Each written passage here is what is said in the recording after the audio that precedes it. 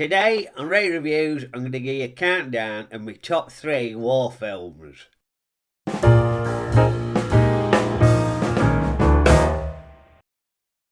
So, Bank Holiday Monday coming up.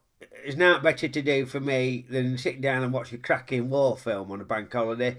Much better than doing DIY. I normally get roped into doing that rubbish. But, hopefully I'm going to be able to sit down and watch one of my favourite war films.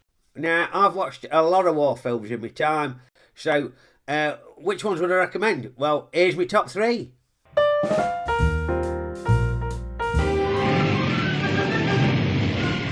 So, kicking us off at number 3, A Great Escape.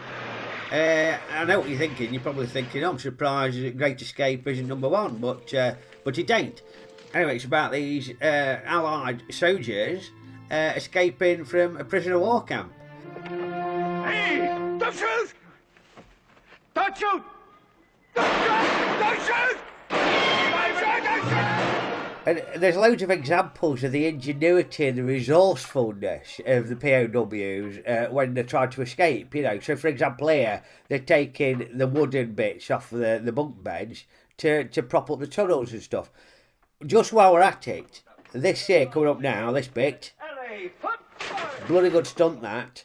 Now, Steve McQueen might get the plaudits for his motorbike stunts, but that, for me, that's a terrific stunt, because the bloke is fallen through 3 beds, he's bound to have banged his arse, and at the end of it, he still manages a funny expression for comic effect, doesn't he? Very good, that man, well done.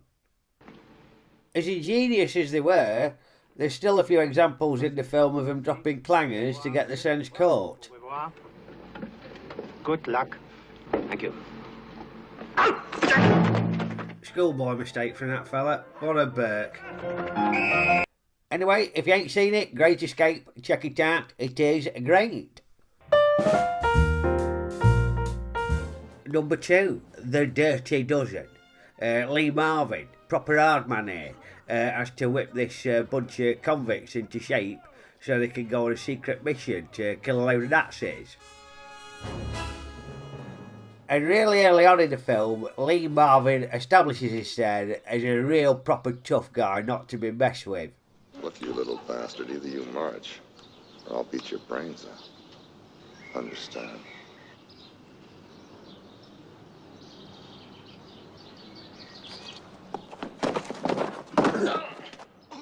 You don't mess with the Marvin. And once he's trained them up, they go on this secret undercover mission and kill a load of Nazi generals in this sort of French chateau. It's great fun, really bloody gruesome, but excellent entertainment. Now, there were some film critics who said that The Dirty Dozen inspired Suicide Squad, which were a superhero film that were out last year.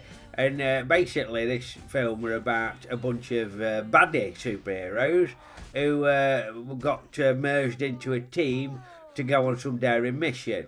So, pretty similar to Dirty Dozen.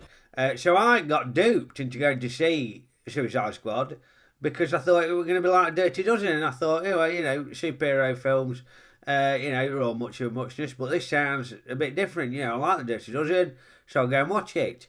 So, was it anything like The Dirty Dozen? No, it bloody wasn't. It was nothing. It was bloody rubbish. It was awful. Absolute bloody terrible film. Complete waste of a couple of hours and several quid at one of them Cinecase, cinema things. Best thing about the night were the overpriced Maltesers I got.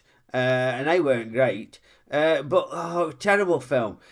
No characterisation at all. The characters, there was no reason for them to act the way they did. You didn't care about any of them. It wasn't like The Dirty Dozen. The Dirty Dozen, they've all got individual characters and you root for them or hate them or whatever. But this was just bloody awful. So don't waste your time with Suicide Squad. Watch The Dirty Dozen instead. It's terrific.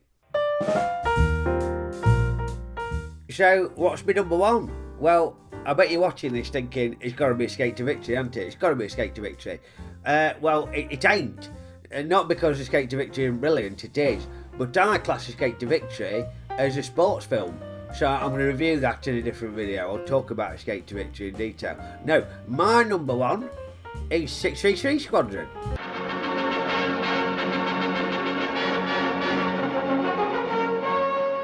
So it's about this mosquito squadron that goes on this daring mission to blow up this Nazi munitions factory in Norway somewhere.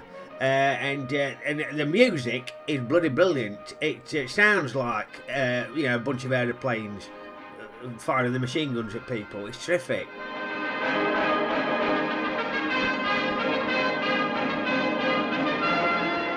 And if you haven't seen 633 Squadron, it actually provided the inspiration for the Death Star attack in Star Wars.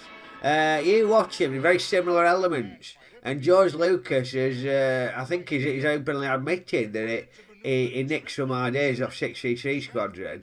And you can see it. You can see it's bloody obvious. So if you're a Star Wars fan, check out 633 Squadron. You'll see where he got it from.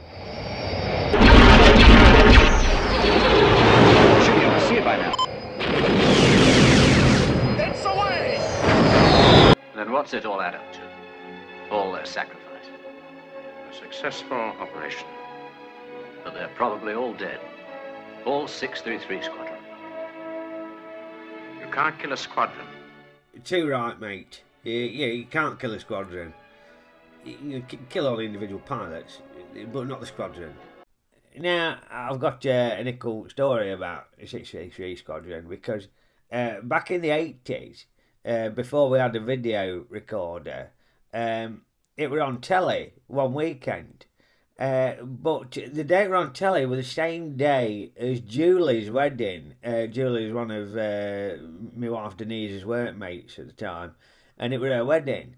And I was like, oh, fucking hell, I really want to watch 633 Squadron. So I chucked a sickie. I didn't go. I didn't go to the wedding. And I stayed at home and watched 633 Squadron. And it was great. Don't tell Denise, alright. Yeah, I said I'd put the shelves up tomorrow, love. Yeah, I promise I'm going to put up the shelves tomorrow. I'm not going to sit down and watch a crappy old war film. I promise, I'll put the shelves up. Would I ever lie to you, love? What do you mean about Julie's wedding? Now, you might disagree with my top three. So if you do, bunk some comments below and put down what films you'd have in there. And while you're at it, remember to subscribe and check out the links to some of these other videos I've done as well. Okie doke, ta-ra!